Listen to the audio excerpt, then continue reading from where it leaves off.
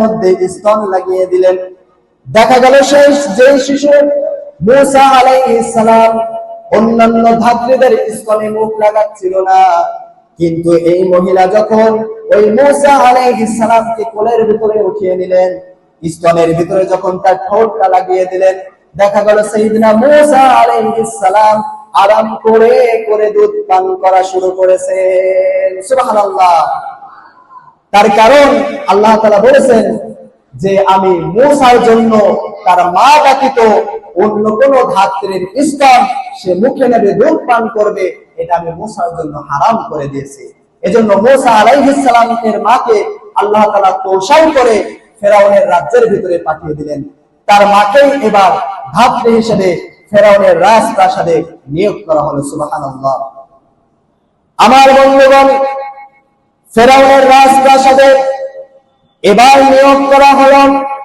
আল্লাহ রাব্বুল আলামিন সেই কথা কোরআনুল কারীম দ্বারা আমাদেরকে জানায় দিচ্ছেন, ফারাদাদনাহু ইলা উম্মিকা লিতাকাররা আইনুহা ওয়া লা তাহজানা ওয়া লিতা'লামা ইন্না ওয়া'দাল্লাহি হাক্কুন ওয়ালাকিন্না আকসারাহুম লা ইয়ালামুন। জোরে বলুন আল্লাহু আকবার। আল্লাহ রাব্বুল আলামিন বলেন, এভাবে আমি তার মায়ের কাছে তাকে ফিরিয়ে দিলাম যেন তার চক্ষু শীতল হয় এবং তার মায়ের দুশ্চিন্তা কমে যায়, আর সে যেন জানতে পারে আল্লাহ যে ওয়াদা করেন আল্লাহ রাব্বুল আলামিন সে তার ওয়াদাকে পূরণ করেন।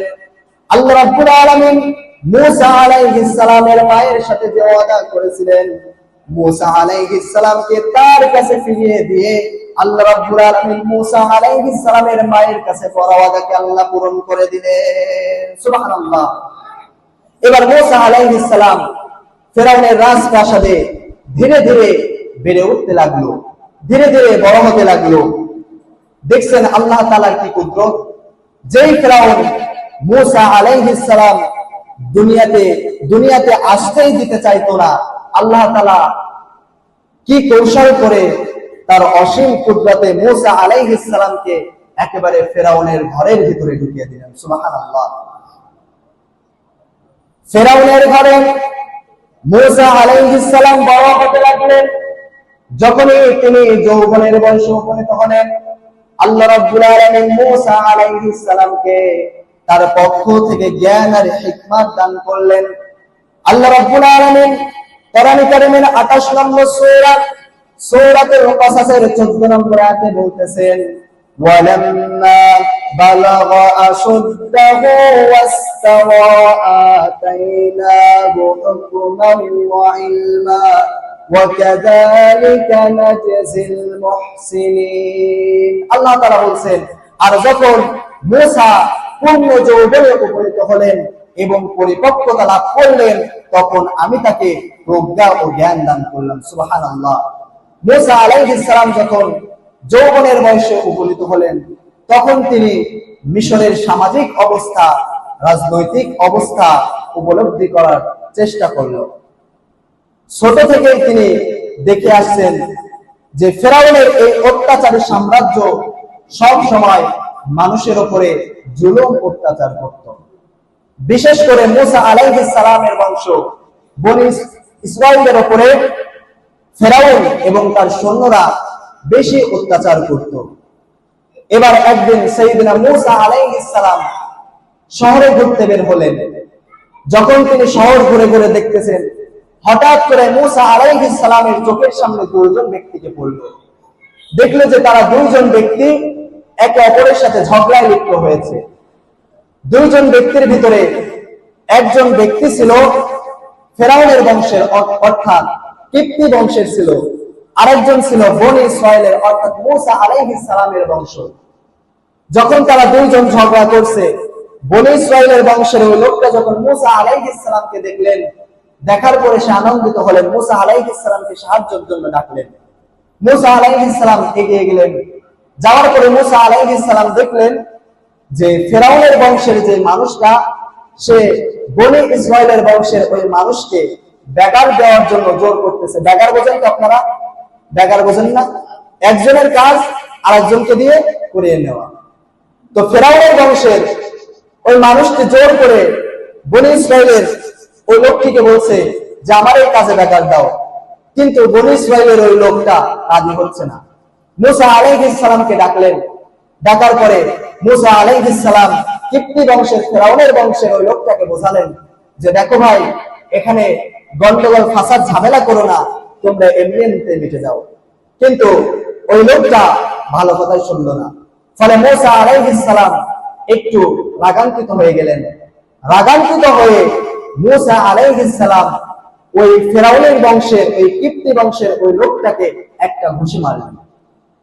এক ঘুষি মারার সাথে সাথে লোকটা জায়গায় শেষ, সে মৃত্যুবরণ করলেন, এই দুনিয়া থেকে বিদায় হয়ে গেলেন।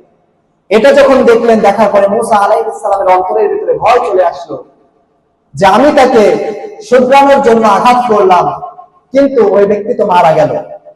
এই কথাটা ফেরাউনের রাজ্যে পৌঁছে গেছে, ফেরাউনের কাছে পৌঁছে গেছে।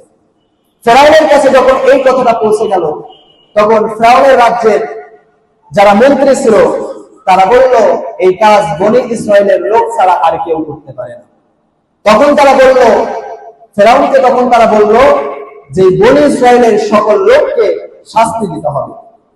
ফেরাউন স্বৈরশাসক হলেও তখন তার অন্তরের ভিতরে একটু মায়া আসলো, বলল একজনের কারণে গোটা বনী ইসরায়েল জাতিকে তো আমি শাস্তি দিতে পারি না। তো বললো তোমরা ওই লোকটাকে খুঁজে আনো, যে লোকটা আমার বংশের লোককে হত্যা করেছে, তাকে আমি নিজে হাতে শাস্তি দেব। এরপরের দিন আবার সাইয়েদনা মুসা আলাইহিস সালাম বাজারের দিকে, শহরের দিকে ঘুরতেছেন। পরের দিন দেখলেন ওই যে বনী ইসরায়েলের লোক প্রথম দিন ফেরাউনের বংশের লোকের সাথে ঝামেলা করেছিল, ওই লোকটা আবারও ফেরাউনের বংশের আরেকজন লোকের সাথে ঝামেলায় লিপ্ত হয়ে গেছে। আবার মুসা আলাইহিস সালামকে দেখার পরে বনী ইসরায়েলের ওই লোকটি খুবই আনন্দিত হলেন। সে মনে মনে চিন্তা করলেন হয়তোবা আজকেও মুসা আমাকে সাহায্য করবে। যখন মুসা আলাইহিস সালাম তার নিকট গেলেন এবং তাকে সাহায্য করার কথা বললেন, তখন মুসা আলাইহিস সালাম বললেন, ভাই তুমি তো ভারী বেয়াদব লোক, তুমি তো খুব খারাপ লোক।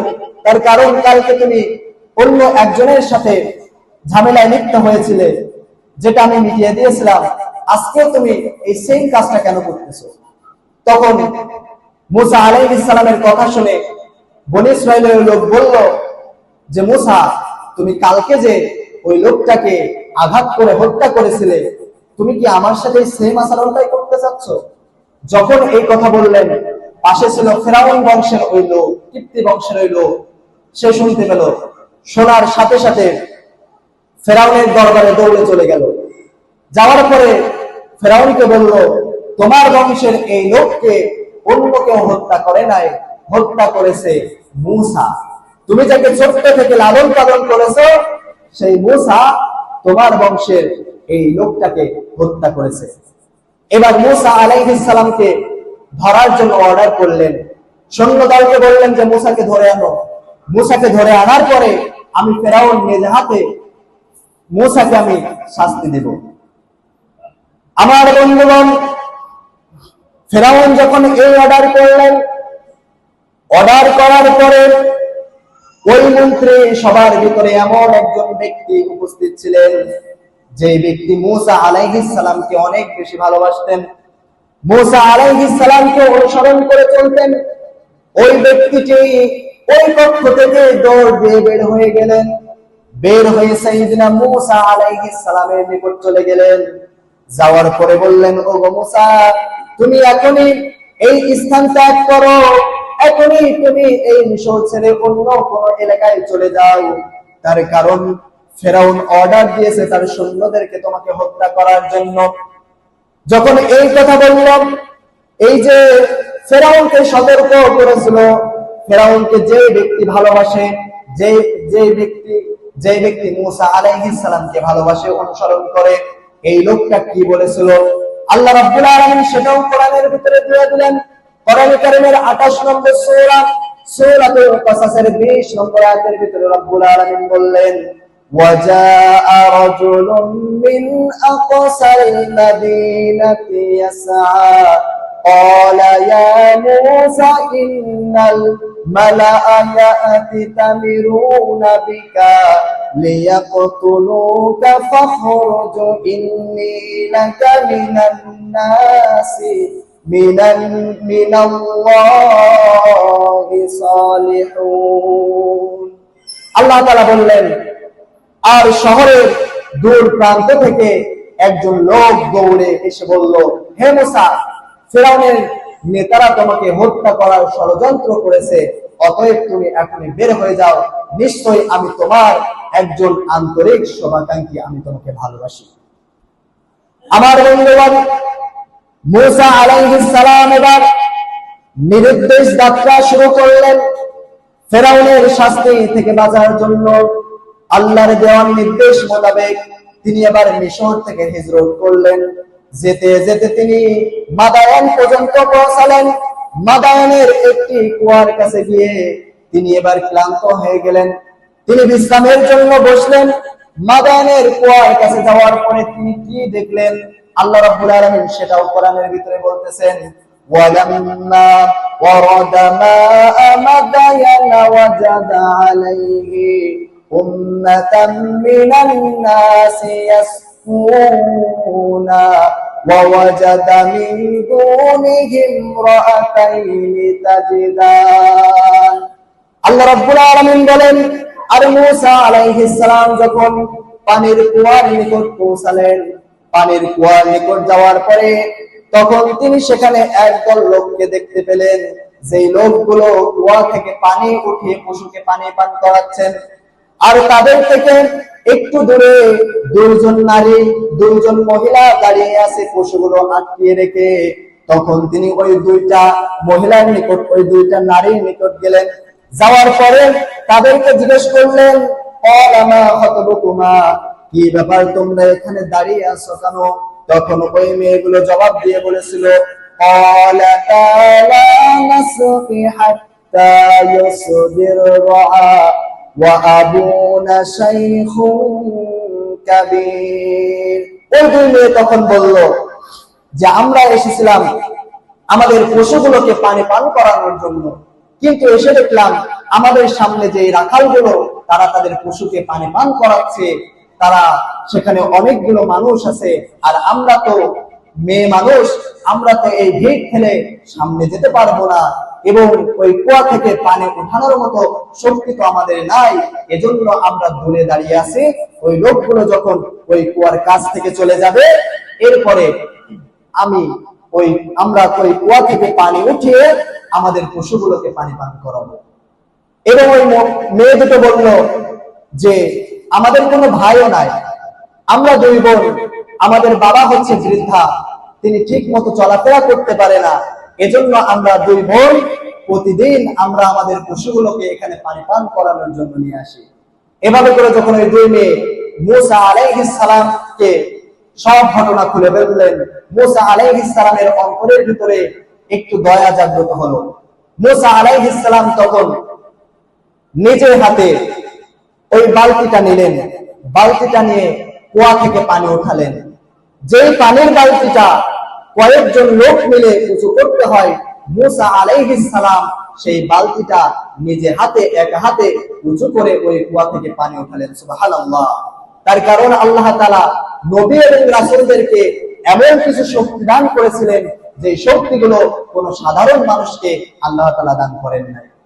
মুসা আলাইহিস সালাম যখন কুয়া থেকে পানি উঠিয়ে তাদের পশুকে পানি পান করালেন, এরপরে ওই দুইটা মেয়ে ওই স্থান ত্যাগ করলেন এবং বাসায় চলে গেলেন। বাসায় যাওয়ার পরে তাদের বাবা ছিলেন শুআয়ব আলাইহিস সালাম। মাদিয়ান জাতির কাছে শুআয়ব আলাইহিস সালামকে পাঠানো হয়েছিল। শুআয়ব আলাইহিস সালাম তিনি প্রশ্ন করলেন তার দুই মেয়েকে, তোমরা তো প্রতিদিন এত তাড়াতাড়ি পশুকে পানি পান করিয়ে বাসায় ফেরো না, কি ব্যাপার, আজকে এত তাড়াতাড়ি তোমরা কেমনে বাসায় ফেললে? তখন শুআয়ব আলাইহিস সালামকে তার দুই মেয়ে সকল ঘটনাকে খুলে বললেন। ঘটনা খুলে বলার পরে শুআয়ব আলাইহিস সালাম তার কন্যাদেরকে অর্ডার দিলেন যে তোমাদের মাঝে একজন গিয়ে ওই যুবককে ডেকে আনো এবং সেখানে গিয়ে বলো যে আমার বাবা তোমার সাথে সাক্ষাৎ করতে চেয়েছে। আমার বন্ধুগণ, শুআয়ব আলাইহিস সালামের একজন কন্যা মুসা আলাইহিস সালামের নিকটে চলে গেলেন।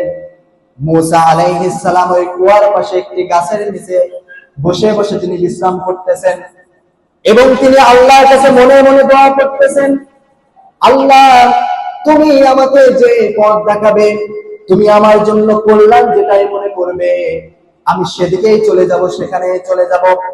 এবার শুআয়ব আলাইহিস সালামের একজন কন্যা সেখানে আগমন করলেন। করার পরে মুসা আলাইহিস সালামকে বললেন, আপনার জন্য সুসংবাদ আছে, আপনাকে আমার বাবা ডেকে পাঠিয়েছে, আপনার সাথে আমার বাবা দেখা করতে চাই। মুসা আলাইহিস সালাম ওই মেয়ের সাথে রওনা হবেন। রওনা হওয়ার পূর্বে ওই মেয়েটাকে বললেন, তুমি আমার সামনে থেকে পেছনে চলে আসো, তার কারণ সামনে যদি কোনো মহিলা মানুষ থাকে, পিছন থেকে কিন্তু শয়তানের কুমন্ত্রণা আছে না নাই। এজন্য মুসা আলাইহিস সালাম বললেন, তুমি যেহেতু একজন নারী, তুমি যেহেতু একজন কন্যা, সেহেতু তুমি আমার পিছনে হাঁটবে, আমি তোমার সামনে হাঁটবো।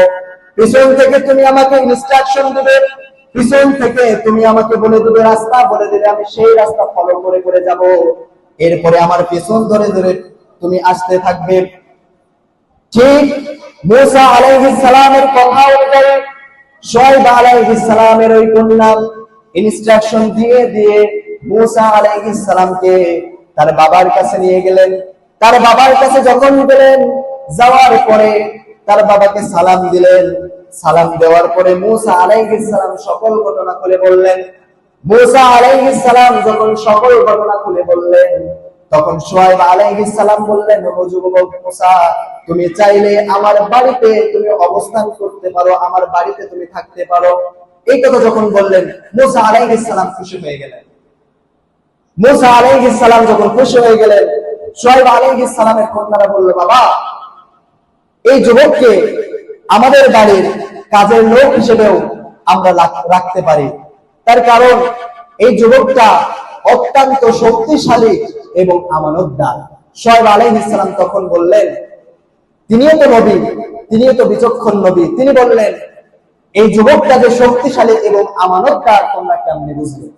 তখন মুসা আলাইহিস সালামের সামনে ওই দুইটা মেয়ে বলল, যখন কুয়া থেকে আমরা পানি উঠাতে পারতেছিলাম না, যেই কুয়ার বালতি উঁচু করতে কয়েকজন মানুষের প্রয়োজন হয়, সেই কুয়া থেকে এই যুবক নিজে একাই পানি উঠিয়েছে এবং এবং আমাদের দিকে তাকিয়ে, আমাদের চোখের দিকে তাকিয়ে সে কোনো কথা বলে নাই, তার নজরটাকে নিচু রেখে আমাদের সাথে কথা বলেছে। এবং আমি যখন তাকে ডাকতে গিয়েছিলাম, সে আমাকে বলেছে আমার পিছনে পিছনে হাঁটতে।